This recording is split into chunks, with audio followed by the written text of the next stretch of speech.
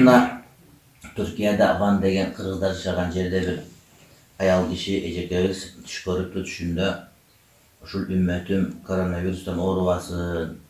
Eger oğrusa Kur'an'ın Bakara suresini açsaňar menin kirpigim katılgan bolor. Mına şonu alıp suga kaynap içseler, mına uşul tumodan aygasyňar, kakys aygasyňar dep aýtdy dep. Hazır akylky 2-3 günde bir jumada tap bolup atdy.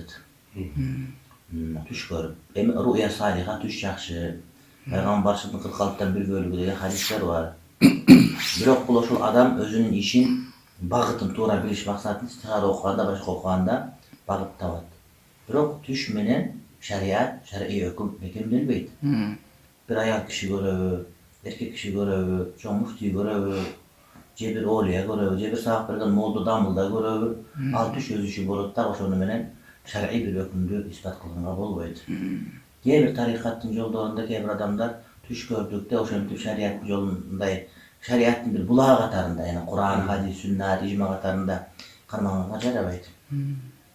Peygamberimizden keyin Hazreti Umar'ın wagtynda bir ayal gelip iddia meselesi boýunça bana Peygamberimiz Muhammed Habib Mustafa sallallahu aleyhi ve sellem bunda hüküm çıkarıp bergen degende koy şeriatty bir ayalın sözünü özgörtpem degen. Kırgızda söz bar da katın kalp etmek de kaňar uşak atdy degen.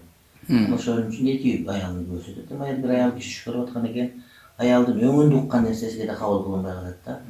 Anam oşoň üçin ayal emes erkek bolsa da düşüpmeydi. Şoň üçin any menen munday bir eme kılgandyň geregi jok, munday bir oşo menen dinimizdin ulu ekendigini dalilde.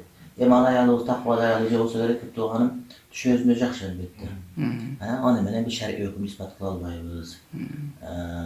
Dep aýdyş gerek da. Ama onday kilip çaştı çok. Kilip bolup ketdi, ol kilip bolsa medresedegi mugallimler dagı bar. O benden açık olsa, bana kilip düşmege barar, çaştı çıkmadı.